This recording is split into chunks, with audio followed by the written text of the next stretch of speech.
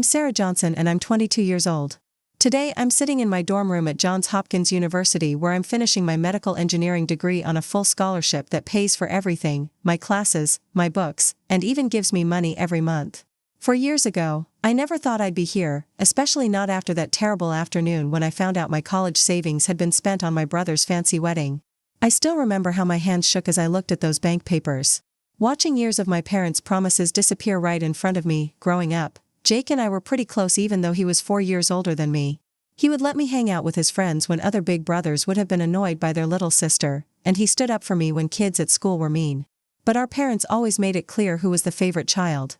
Jake was the golden boy, the one whose football games they never missed, whose OK report cards got celebrated with dinner at restaurants, while my perfect grades just got quick nods and, "That's what we expect from you, Sarah." I thought getting good grades would finally make them respect and support me.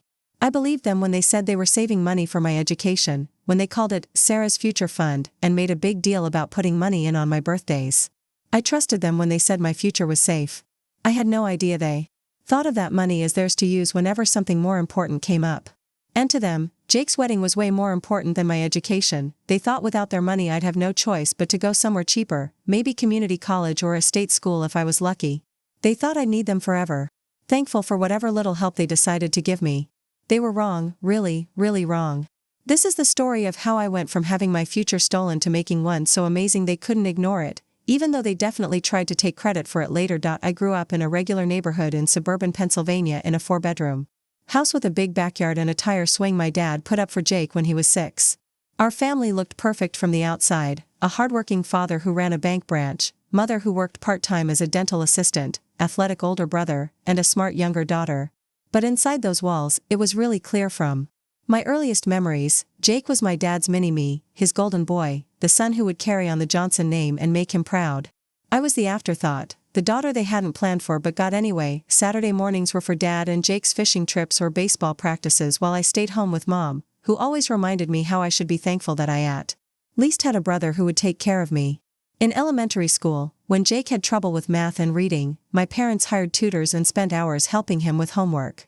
When I brought home straight A's starting in 1st grade, the response was usually, "That's nice, Sarah," or, "That's what smart girls do." I didn't want special treatment, but some recognition would have been nice.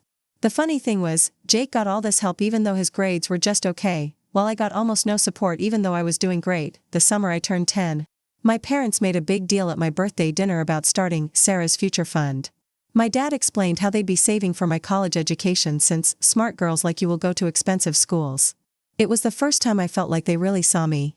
I was so touched that I started adding my own money, birthday checks from grandparents, the $5 I earned pulling weeds in Mrs. Peterson's garden, and later part of my paychecks from my job at the local library. Each time I added money, I'd proudly tell my parents and they'd nod and smile, sometimes adding a $20 bill of their own while saying, "We're securing your future, Sarah." Meanwhile, Jake's expenses seemed endless. When he wanted to go to hockey camp, they found the money. When he needed a car for his 16th birthday, a slightly used Ford appeared in the driveway with a giant bow. When his college grades weren't good enough to keep his small scholarship, they covered the difference without question. I told myself it would be my turn someday. I believed that if I just kept achieving, kept being the perfect daughter, straight A's, no dating troubles, no sneaking out like Jake had, eventually they'd look at me with the same pride they saved for my brother. I thought doing well in school would be my ticket to finally earning their full attention and approval. I didn't know then that what they thought was success had nothing to do with school and everything to do with doing what they expected. And to them, Jake's wedding would be the ultimate achievement, way more important than any degree I might earn. By junior year of high school, I was on track to be valedictorian.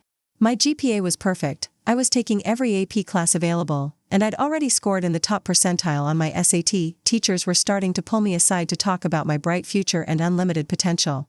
It was during AP biology that I discovered my passion for biomedical engineering. We were studying how cells regenerate and something just clicked for me. I could see myself developing new technologies to help people heal, creating artificial tissues or advanced prosthetics that could change lives. For the first time, I wasn't just studying to please others or to keep my perfect record, I was genuinely excited about where my education could take me. I spent hours researching programs, creating spreadsheets comparing MIT, Stanford, Johns Hopkins, and other top schools.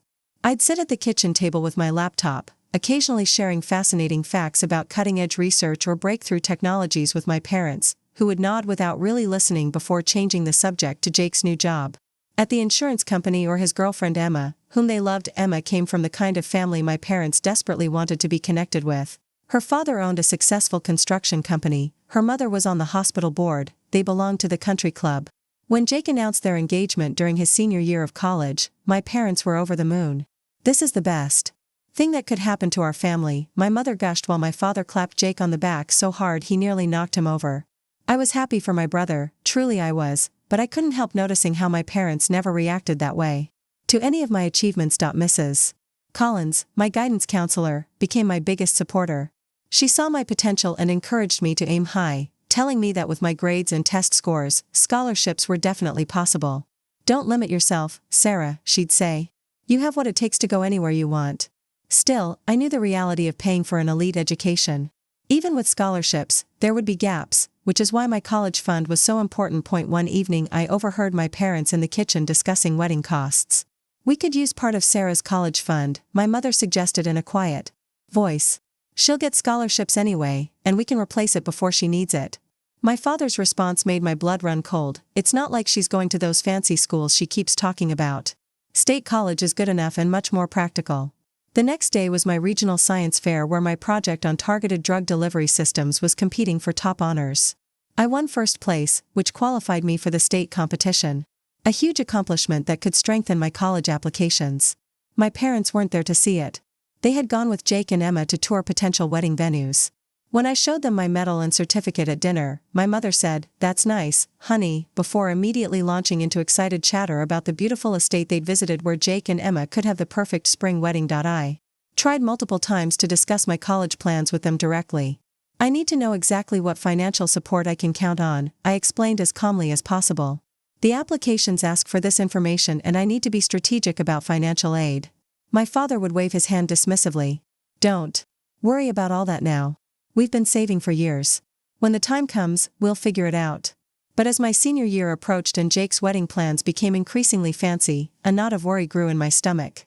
Something wasn't right, and deep down I was beginning to suspect that the future my parents had promised to secure for me was already being spent on flower arrangements and champagne fountains. September of senior year arrived, and with it came the college application season. My list of target schools was finalized, my essays were being polished, and all that was left was filling out the money information sections. I needed exact numbers about my college fund to correctly show my financial situation on applications, especially for need-based scholarships. "Mom, Dad, I really need to sit down and go over the college fund details this weekend," I said one Thursday evening. My father barely looked up from his phone. "Not this weekend, Sarah. We're meeting with the caterer and the band on Saturday, and Sunday is the menu tasting." This had become a pattern. Every time I asked to discuss my college money, they had a delay or an excuse about wedding planning. "The FAFSA deadline is coming up," I kept trying. "I need accurate information." My mother patted my hand. "Just estimate for now, sweetie. We can adjust later if needed." By late October, I was getting desperate. Early decision deadlines were coming up and I still had no real information. Then on a Saturday when my parents were out visiting the wedding venue again with Jake and Emma, I decided to look for the information myself. It wasn't snooping, I told myself, since it was my college fund, I deserved to know. I and my father's home office, I found a folder labeled Sarah's Education in the filing cabinet. My heart pounded as I opened it, expecting to find statements showing years of saved money, maybe $80,000 or more based on what they'd been saying over the years. Instead, I found bank statements showing a balance that made me sink into my father's leather chair in shock. The account that supposedly held my future showed a balance of $5 for 21. I frantically flipped through the statements going back several months. In January, the balance had been $89,543. Then came a withdrawal of $30,000 in February labeled venue deposit. Another $25,000 disappeared in April for catering and photographer. Smaller withdrawals followed throughout the summer, $8,000. For wedding dress, $12,000 for honeymoon package, and other wedding expenses. My entire future had been spent on a single day for my brother. When my parents returned home that evening, I was waiting at the kitchen table with the statements spread out in front of me. "What is this?" I asked, my voice unnaturally calm even though I was raging inside. My mother at least had the decency to look uncomfortable. My father, however, immediately got defensive. You had no right to go through our personal documents, he said, his face getting red. That's an invasion of privacy. Privacy? These are statements for my college fund. The money you promised was for my education, I said, my voice beginning to shake. Where is it? What happened to the almost $90,000 that was supposed to be there? After a moment of tense silence, my mother spoke. Sarah, you have to understand. Jake's wedding is a priority for the whole family. It's a once-in-a-lifetime event. My father nodded. The Hamiltons are important people in this community. We couldn't have their daughter getting married in some cheap venue with a buffet dinner. It reflects on all of us. I couldn't believe what I was hearing. And my education? My future? Does that not reflect on you too? My father's expression hardened. Don't be melodramatic. You can get student loans like most people. Or start at community college. Jake will help you out once he's established in his career. The casual way they dismissed years of promises left me breathless. Jake will help me? So not only have you spent my money, but now I'm supposed to be financially dependent on my brother? My mother reached for my hand, which I pulled away. Sarah, please try to understand. This was a family decision. A family decision that no one bothered to include me in, I replied, gathering the statements. You've been lying to me for years. You let me believe I had a secure future while you were planning to spend it all along. My father stood up, his patience clearly at an end. That's enough, Sarah. Sometimes in life you don't get everything you want. You're smart enough to figure something out. Your brother needed this more than you need some fancy degree. As I left the kitchen, the full weight of the betrayal crashed over me. They had never seen my education as a priority. My achievements, my dreams, my carefully planned future, none of it mattered as much as one fancy day for their favorite child. That night, lying in bed with tears streaming into my pillow, I made a silent promise to myself. I would find my own way forward. I would never again count on my parents for anything. And somehow, I would build a future so bright and successful that they would be forced to recognize what they had so carelessly thrown away. The next few days passed in a blur of grief and disbelief. I cried until I had no tears left, then stared at my ceiling for hours, replaying years of memories and seeing them in a harsh new light. Every "we're saving for your future" had been a lie.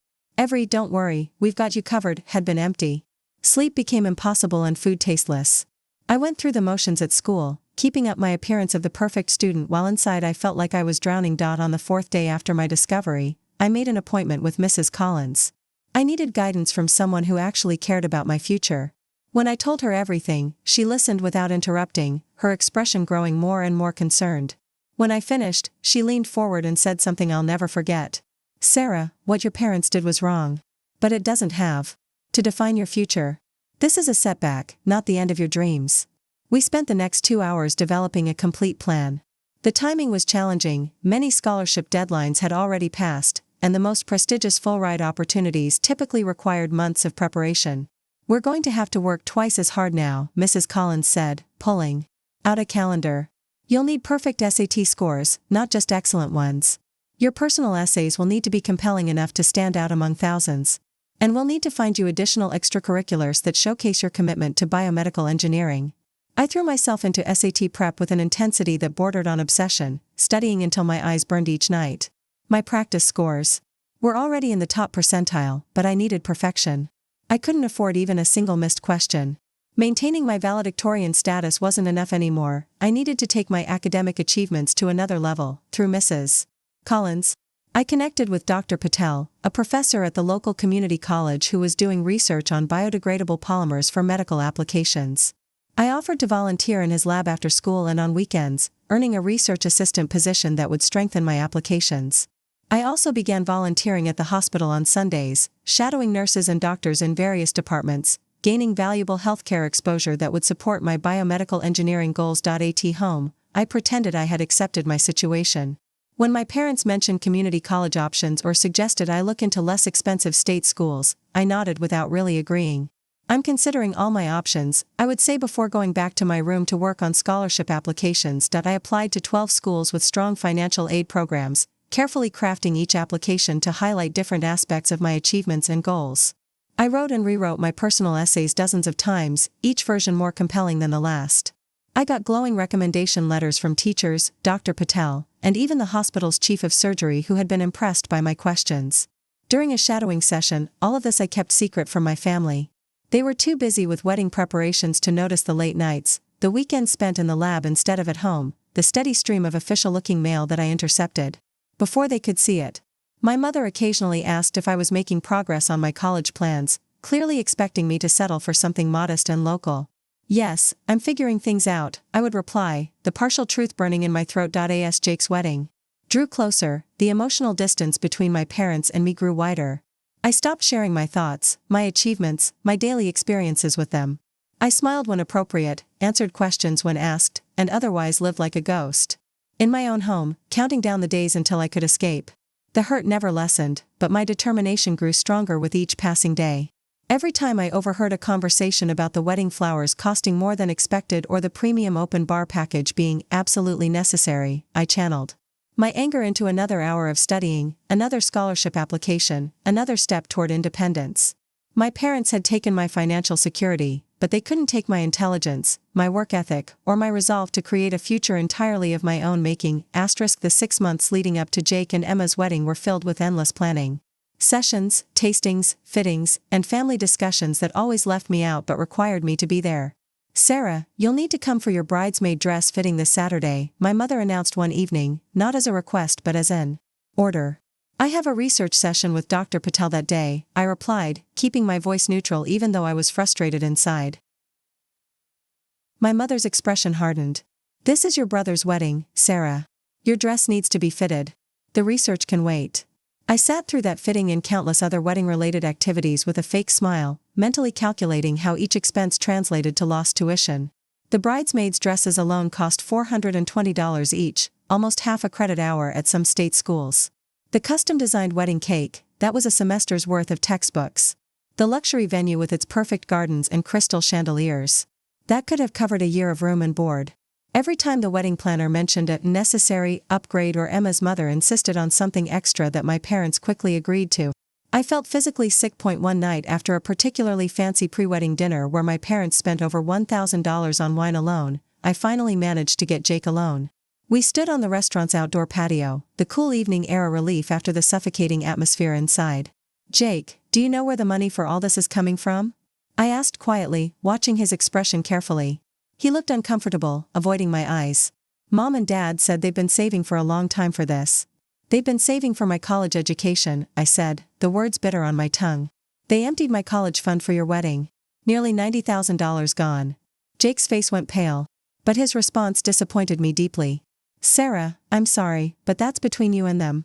It's not my decision where they get the money from." I stared at him, this brother who had once been my protector. "You're benefiting from it. This whole elaborate production is happening because they chose you over me." Again. He ran a hand through his hair, clearly upset but not enough to do anything. "Look, after Emma and I get settled, I'll help you out. I promise. Like you promised to help me with that science project when I was 12? Or like you promised to talk to Dad about letting me use the car for my junior prom?" My voice shook with the effort of keeping it low. "Your promises don't mean much, Jake." He looked hurt. "That's not fair. This is different."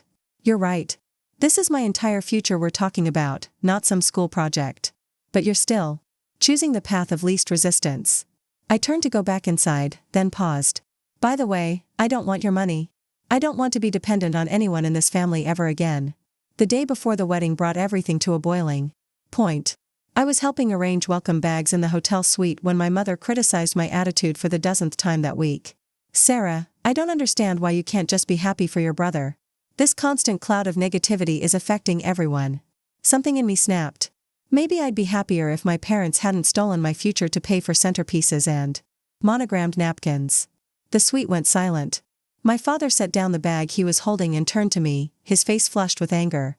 "That's enough. We have given you everything, Sarah. A comfortable home, clothes on your back, support for all your academic nonsense. And this is the gratitude we get."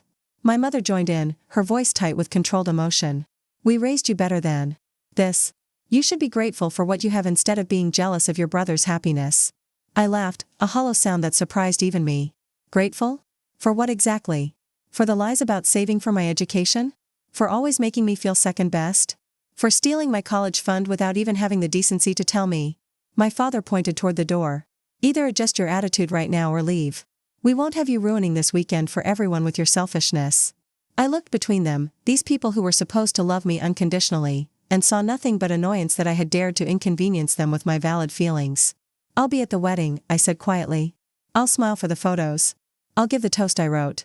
I'll dance with the groomsman you paired me with. But don't for a second think that changes anything between us. The wedding day itself was a masterclass in emotional performance.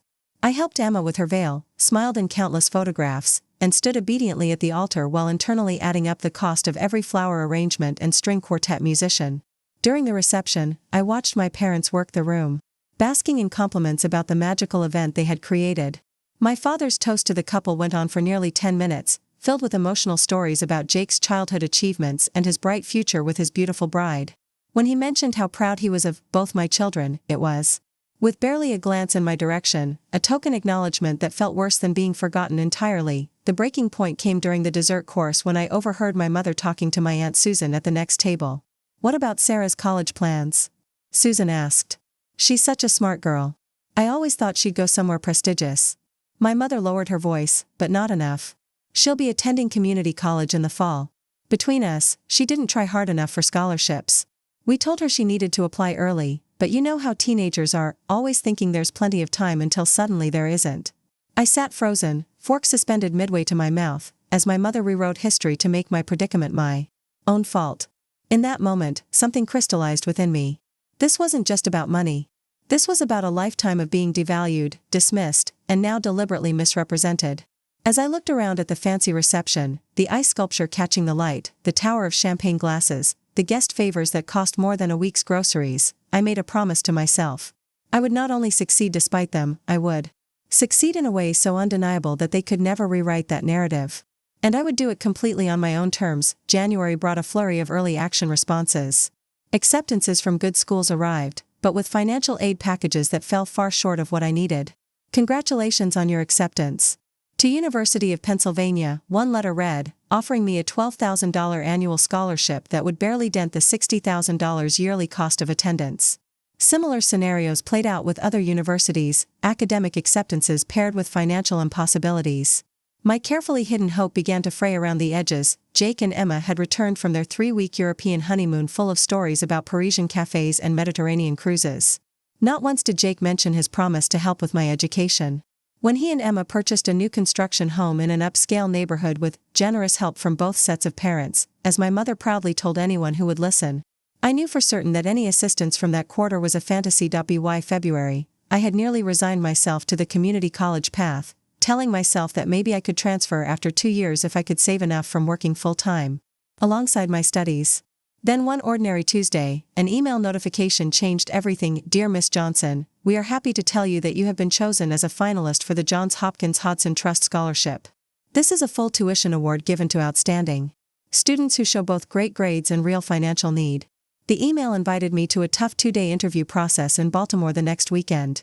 I read and reread the message at least 20 times, afraid it might disappear if I looked away. I immediately called Mrs. Smith, who let out a cheer when I told her, "This is it, Sarah. This is exactly the chance you deserve. The Hodson is one of the best full-ride scholarships in the country. They only pick about 10 students each year from thousands of applicants. Getting to Baltimore was tricky. I needed to go without my parents asking questions." Mrs. Smith helped again, working with my research mentor, Dr. Patel, to create a cover story about a special weekend lab program at the community college. While my parents thought I was doing experiments across town, I was actually in Baltimore going through a series of tough interviews with professors, administrators, and current scholarship winners. The final interview was with Dr. Eleanor Hodes, the chair of the scholarship committee. "Your application is very impressive, Sarah," she said while looking at my file. "You have perfect grades, great test scores, and meaningful research experience. But what really stands out is your personal essay about resilience and self-reliance." She looked at me and asked, "Can you tell me more about what shaped your view on independence?" For a moment, I hesitated. I had been careful in my essay to describe my situation in general terms, focusing on how I dealt with hard times instead of blaming my parents. But sitting there, faced with this chance to reach my dreams, I decided to be completely honest. "My parents promised to save for my education when I was growing up," I began, my voice steady despite the feelings underneath. "Last fall, I found out they spent almost all of my college fund, about $90,000, on my brother's wedding without telling me. When I confronted them, they suggested community college or loans and made it seem like my education was less important than family status." Dr. Hodes listened closely, her expression thoughtful instead of pitying. "And how did you respond to this discovery?" she asked. "At first, I felt hurt and angry," I admitted. "But then I got determined. I researched every scholarship opportunity still available, worked harder in school, got meaningful research experience, and made a plan to reach my goals on my own. I'm not here because I want anyone to feel sorry for me. I'm here because I believe in my ability to contribute to Johns Hopkins and eventually to the field of biomedical engineering." She nodded slowly. "Resilience isn't about never falling down, Sarah. It's about how you get back up. Thank you for your honesty." The longest week of my life followed as I waited for their decision, checking my email obsessively between classes and late into the night. Then, on a Friday afternoon, while I sat alone in the school library, the call came. "Ms. Johnson, this is Dr. Hodes from Johns Hopkins. I'm happy to tell you that you've been awarded the Hodson Trust Scholarship, which covers full tuition, room, board, books, and a research stipend for all 4 years of your undergraduate education, as long as you keep up your grades." Time seemed to stop as the words sank in. "Thank you," I managed to whisper, my vision blurring with tears. "Thank you so much for this chance. I promise you won't regret your decision. The committee was very impressed with your academic achievements, but even more with your determination in the face of big challenges," Dr. Hodes continued. "We believe you are exactly the kind of student this scholarship was meant to support." As midterms approached, the pressure grew. One night, after studying until 3 a.m. for a really tough organic chemistry exam, I found myself sitting on the floor of the dorm shower, hot water pouring over me as I cried uncontrollably. It wasn't about the exam, I was well prepared. It was about the stress of going through this change all alone, having no safety net if I failed, and building a life from scratch while dealing with the family trauma I had tried so hard to push away. The next day, my eyes were still puffy from crying. I visited the student counseling center and signed up for therapy. It was one of the best decisions I ever made. Dr. Rivera, my therapist, helped me understand that getting good grades wasn't enough. I needed to deal with the hurt, anger, and sadness I'd been pushing down. "You've been in survival mode," she explained. "That works for a little while, but eventually you need to heal." Over the next months, I slowly began building a support system. Lindsay became a real friend, not just a roommate. I joined a study group for my main engineering classes where I met Zach and Priya, who would become 2 of my closest friends. Professor Chen, who taught my Introduction to Biomaterials course, took an interest in my work and invited me to help with her research on synthetic tissue scaffolds. When Thanksgiving break arrived, I faced a decision. My mother had sent several messages asking if I would come home for the holiday. "Jake and Emma will be here," she wrote, as if that might make me want to come instead of making me want to stay away. After talking about it with Dr. Rivera, I decided to say no. "I've made plans to stay on campus and work in the lab," I responded, which was true even if it wasn't the complete reason. Instead, I joined a Friendsgiving dinner hosted by international students who couldn't go home, finding unexpected connection with others who were making their own paths far from family. After we finished the call, I sat still, letting the reality wash over me. I had done it without my parents' support, without the money they promised me. I had secured my future. I had a full ride to one of the best biomedical engineering programs in the country. The irony wasn't lost on me. In trying to limit my options, my parents had pushed me to achieve something much greater than I might have otherwise. I only told Mrs. Smith and Dr. Patel about my scholarship, asking them to keep it a secret until all the paperwork was finalized and official. For weeks, I kept this precious secret close, protecting it from any possible interference at home. I continued pretending to research community college options, occasionally mentioning possible scholarships to deflect suspicion.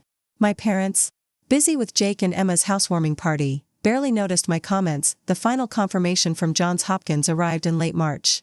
It was a thick packet with the official scholarship certificate, housing information, and course registration details. Everything was set. No one could take this away from me now. It was time to share my success with the family who had underestimated me so much. I chose a Sunday dinner for my big news when Jake and Emma would be joining us for our weekly family meal.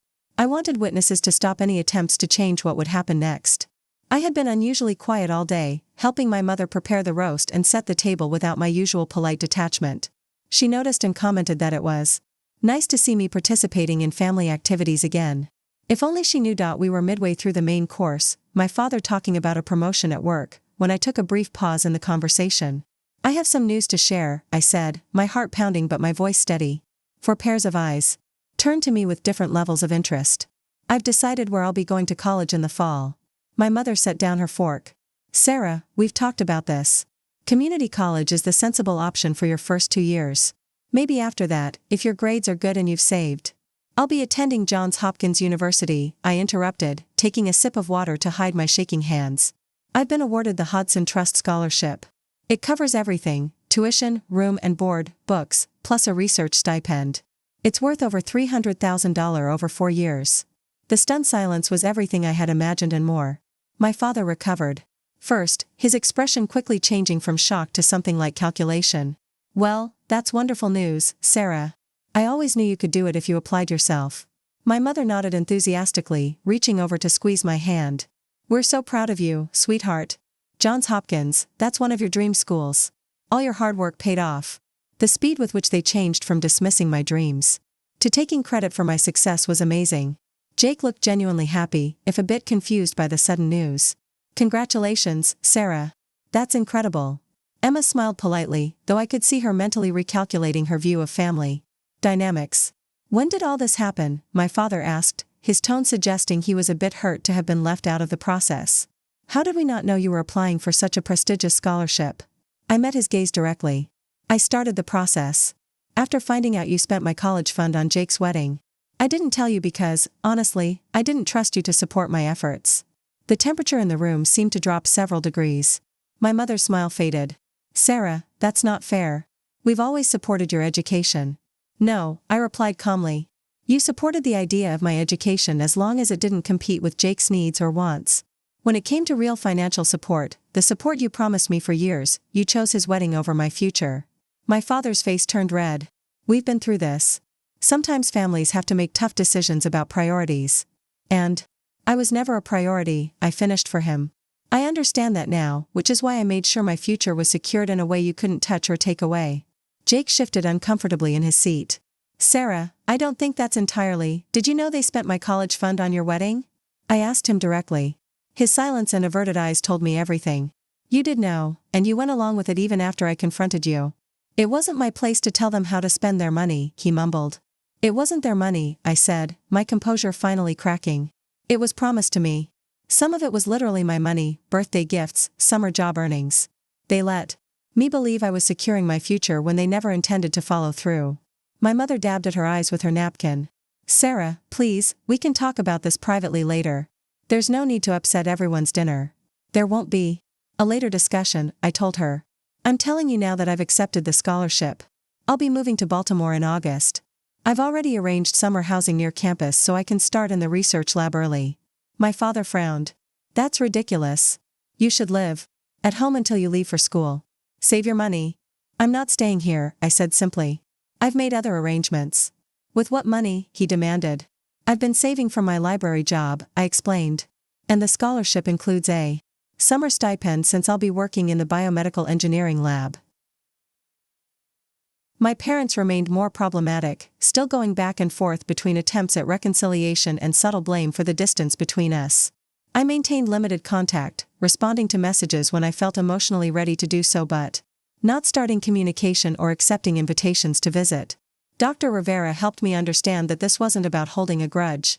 It was about recognizing that some relationships can only be healthy with significant boundaries. As the semester progressed, I received an unexpected email from the Hodson Scholarship Committee inviting me to speak at a donor appreciation event about how the scholarship had impacted my education. As I prepared my remarks, reflecting on the journey that had brought me to this point, I realized how much I had grown, not just academically but emotionally, over the past year. The betrayal that had once threatened to ruin my future had ultimately pushed me toward greater resilience, self-reliance, and clarity about my own worth. I was building a life that reflected my values and goals, surrounded by people who recognized and supported my potential. The scholarship hadn't just secured my education, it had given me the freedom to discover who I could become without the weight of family expectations and limitations. As I approached graduation, sitting here in my dorm room surrounded by textbooks and research papers, it's hard to believe how far I've come from that devastated 17-year-old who discovered her college fund had been drained. 4 years at Johns Hopkins have transformed me in ways I never expected. Academically, I've exceeded even my own big expectations. My research on biocompatible polymers for artificial tissue scaffolds has been published in 2 peer-reviewed journals, a rare achievement for an undergraduate. I've been accepted to MIT's doctoral program with a full fellowship, allowing me to continue my education without money worries. Professors who once intimidated me are now mentors and colleagues who ask for my input on research questions, but the most significant growth hasn't been academic at all, it's been personal. Last year I established the First Generation Support Initiative, a program that helps scholarship students from challenging family backgrounds navigate the complexities of college life without traditional support systems. We provide mentorship, holiday housing, professional clothing for interviews, and emergency funds for unexpected expenses. Working with these students has been deeply healing, transforming my own painful experience into something that benefits others. You've created the support system you wished you had, Dr. Rivera noted in one of our final therapy sessions before she moved to another university. She was right. My relationship with my family has evolved into something I can manage on my own terms. Jake and I have built a genuine adult relationship based on mutual respect rather than the unbalanced dynamics of our childhood. He and Emma now have 2 children, and while I'm not the highly involved aunt I might have been under different circumstances, I do send thoughtful birthday and Christmas gifts. My interactions with my parents remain more complicated. After my sophomore year, I agreed to meet them for dinner when they visited Baltimore, a carefully controlled reintroduction conducted in neutral territory. The conversation was strained, with my mother making several attempts to reminisce about family memories that didn't match my experience. "Remember how we always encouraged your science projects?" she asked, seemingly unaware of the fake history she was creating. My father, to his credit, was more quiet, watching me carefully as if seeing me clearly for the first time. Since then, we've established a limited relationship. I call on major holidays and their birthdays. I respond to texts and emails within a reasonable time frame. I visited home once last year, staying for exactly 2 days, sleeping in what had once been my bedroom but now functions as a home office with a pull-out sofa. The distance between us isn't primarily physical, it's emotional, a necessary boundary I maintain to protect my well-being. They still don't fully understand what they did wrong or how deeply their actions affected me. In their minds, they made a difficult financial decision that I overreacted to, rather than recognizing it as the result of a lifetime of being devalued. I've accepted that they may never truly understand, and that's okay. My healing doesn't depend on their acknowledgement. Last month I received an unexpected email from my father, a forwarded announcement about a prestigious engineering award I'd received with a simple message: "I saw this and thought of you. Congratulations." No attempt to take credit, no passive-aggressive subtext, just recognition of my achievement. It was a small thing, but perhaps a sign that he's beginning to see me as my own person, not just an extension of the family unit that failed me. The lesson I've learned most deeply is about the nature of family itself. Family isn't just about blood relations or legal ties. It's about who shows up for you, who celebrates your victories and supports you through defeats, who sees your value without needing to compare it to someone else's. My chosen family now includes Lindsay, who remained my roommate all 4 years, and knows when to bring coffee and when to give space, Professor Chen, who has become both mentor and friend, Mrs. Smith, who still sends encouraging emails before major exams, and the circle of friends who have seen me at my worst and helped me become my best. When people ask if I regret what happened with my college fund, my answer surprises them. I don't. Not anymore. Had my parents kept their promise, I might have attended a good school with their financial support, remaining in the dysfunctional family dynamic where my worth was always secondary. Instead, their betrayal forced me to forge my own path, one that has led to greater success, independence, and self-knowledge than I might otherwise have found. The scholarship I earned wasn't just a financial award, it was freedom to become the person I was meant to be, unconstrained by others' limited vision of my potential. Looking toward the future as I prepare to begin my doctoral program, I feel neither triumphant nor bitter about proving my parents wrong. Instead, I feel grateful for the unexpected journey that taught me my own strength. The path forward isn't about escaping my past or proving anything to anyone else. It's about continuing to build a life aligned with my values, contributing meaningfully to my field, and maintaining relationships that nurture rather than diminish me. When your expected path disappears from under your feet, you don't just find another road, you learn to build your own. And sometimes the road you build yourself leads exactly where you were always meant to go. The journey isn't over. In many ways, it's just beginning. But now I move forward knowing that whatever challenges arise, I have the resilience, support, and self-knowledge to face them on my own terms. My future belongs to me. I built it myself, one decision, one achievement, one boundary at a time. And no one can ever take that away. From my journey of betrayal to triumph, I've learned that sometimes our greatest growth comes from our deepest wounds. When my parents drained my college fund for my brother's wedding, they unknowingly set me on a path to true independence. I discovered that resilience isn't about never falling, it's about rising stronger after each setback. The most valuable lesson I gained was understanding that we can't control others' actions, only our response to them. Instead of letting bitterness consume me, I channeled my hurt into determination. I learned that sometimes the people who should support us most fail us, but that doesn't determine our worth or potential. I also discovered the true meaning of family. It's not always blood relations, but the people who believe in you, support your dreams, and celebrate your victories without condition. The mentors, friends, and allies who showed up for me became my chosen family, proving that meaningful connections can be built on respect rather than obligation. Perhaps most importantly, I learned that setting boundaries with toxic family dynamics isn't selfish, it's essential for growth. Creating distance from those who diminished me wasn't about punishment. It was about creating space to become the person I was meant to be. Have you ever had someone who should have supported you let you down in a major way? How did you handle it, and what did you learn from that experience? Share your story in the comments below. Your journey might inspire someone else who's going through something similar right now. If this story resonated with you, please give it a thumbs up so others can find it too. And if you want to hear more stories about overcoming family betrayal and building resilience, subscribe to my channel. I share new stories every week about navigating difficult relationships and finding your own path. Thank you for listening to my journey. Remember that your worth isn't determined by others' treatment of you, and sometimes the path that seems most devastating can lead to your greatest strength. You have everything you need within you to create the future you deserve. My mother's expression crumpled. But we'll hardly see you before you leave. I thought we'd have the whole summer together. The nerve of her to think I would want to spend time with them after everything that had happened ignited something fierce inside me. Like you spent time with me during my science competitions or my honor society induction or any of the important moments you missed because Jake's needs always came first? For years, I've watched you prioritize Jake, his sports, his average grades, his wedding, his house. You drained my college fund without a second thought, then lied to family members about me not trying hard enough for scholarships. Why would I want to spend more time with people who value me so little? My father stood up, his napkin falling to the floor. That's enough. How dare you speak to us this way after everything we've done for you? You've always been self-centered, Sarah. Always keeping score instead of appreciating your family. This scholarship has clearly gone to your head. I remained seated, oddly calm in the face of his anger. What exactly have you done for me that I should be grateful for? Providing basic necessities? That's the legal minimum required of parents.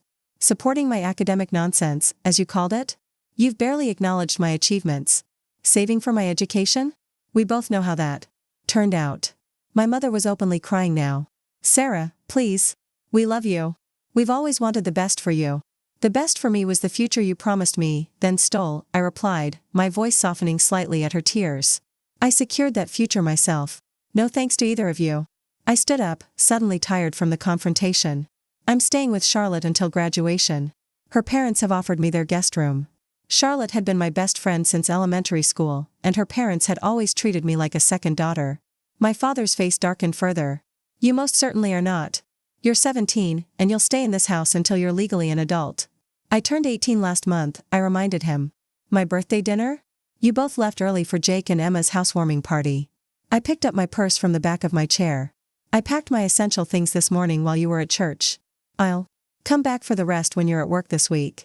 I turned to leave, then paused at the doorway. Thank you for dinner. The roast was excellent. Later that night, after settling into Charlotte's family's guest room, I got dozens of texts and calls from my mother, alternating between tearful pleas to come home and sharp complaints about my behavior. My father called once, leaving a voicemail. That was both angry and confused, as if he really couldn't understand why I would choose to leave. Jake texted a single message, I'm sorry. I should have stood up for you. Too little, too late. As I lay in bed that night, I felt a mix of emotions, vindication and grief, freedom and loss, determination and uncertainty. I had stood up for myself and secured my future, but at the cost of whatever was left of my family. Relationships. Still, as I drifted off to sleep, the main feeling was one I hadn't felt in months, peace. For the first time since discovering their betrayal, I slept through the night without nightmares or anxiety. My future was mine alone, built by my own hands, secured by my own efforts. No one could take that away from me now, moving into my dorm. At Johns Hopkins that August was a strange experience. Unlike many freshmen tearfully hugging their parents goodbye, I arrived alone, having taken the train from Pennsylvania with just 2 suitcases containing everything I owned. My roommate, Lindsay, arrived with both parents, a younger sister, and what seemed like enough stuff to furnish a small apartment. They helped her set up, hung photos on her wall, and made her bed with matching linens her mother had picked out. When they finally left, after getting many promises to call home regularly, Lindsay turned to me with curiosity. Is your family coming later? I arranged my books on the shelf, thinking about how to respond. No, it's just me. We're not close. Something in my tone must have stopped her from asking more questions because Lindsay just nodded and offered to help me hang my single poster, a vintage diagram of the human nervous system I found at a thrift store. Those first few weeks were a big contrast of excitement in school and feeling alone. The biomedical engineering program was everything I had hoped for and more. The labs were amazing, the professors were smart and engaging, and the classes were challenging in the way I had always wanted. I threw myself into my studies with a strong focus, determined to prove the scholarship committee right for believing in me. But while I was doing great in school, adjusting to college life without any family support was harder than I thought. Lindsay would get care packages filled with homemade cookies and encouraging notes. Other freshmen went home for long weekends or had parents visit for dinner. My mother texted occasionally with awkward attempts at conversation that I answered politely but briefly. My father hadn't contacted me since I left home. Christmas was harder. The campus emptied, and even though both Lindsay and Priya invited me to join their family celebrations, I chose to stay at Hopkins. I was one of only a handful of students remaining in the dorms. On Christmas morning, I woke to an email from Jake with the subject line, "I miss you." The message was short but seemed genuine. "Sarah, I know I failed you as a brother. I should have stood up to mom and dad about the college fund. I was selfish and took the easy way out. I miss having you in my life. If you're ever willing to talk, I'm here." I didn't respond right away, needing time to process my complicated feelings about my brother. In the quiet days between Christmas and New Year's, I thought about whether I wanted any relationship with my family moving forward and what boundaries would be necessary if I did. January brought the spring semester and news that my research with Professor Chen had shown promising results that might lead to a published paper, a rare achievement for a freshman. When I called Mrs. Smith to share this news, she was thrilled. "I knew you would do great there, Sarah. I'm so proud of you." Her unconditional support reminded me that family isn't always defined by blood. In March, I finally responded to Jake's email, agreeing to a phone call.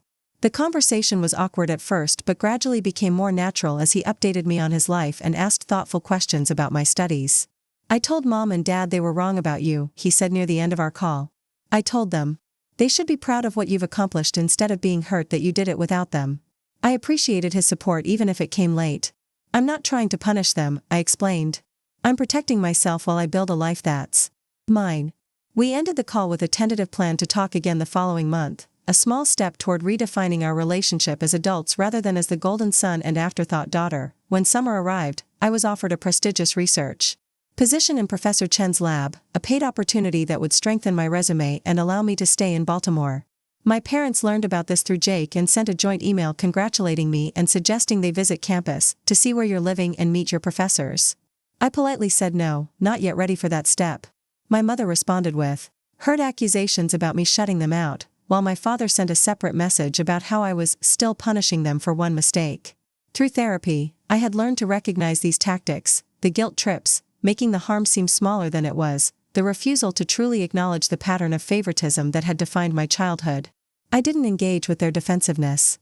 Instead, I set clear boundaries about what kind of contact I was comfortable with at this stage. During a family reunion that summer, my Aunt Susan called to tell me that my parents were talking about my full scholarship to Johns Hopkins as if they had arranged it, describing how they had always encouraged Sarah's scientific interests and made sure she applied for the right opportunities. The irony might have angered me once, but now I found it almost funny. My success was so undeniable that they had created a fake history where they supported me all along. I didn't bother to correct them through the family grapevine. The truth was clear in the fact that I hadn't been home in nearly a year. By the start of sophomore year, I had found my stride. The research with Professor Chen had indeed led to a publication where my name appeared third in the author list, an extraordinary accomplishment for an undergraduate. I had a solid friend group, a promising academic path, and growing confidence in my ability to navigate life independently. I had also begun a cautious reconnection with Jake on my own terms, occasionally video chatting and even meeting once when he was in Baltimore for a business trip. He seemed genuinely happy for my success and sorry about his role in the family dynamics that had led to our distance.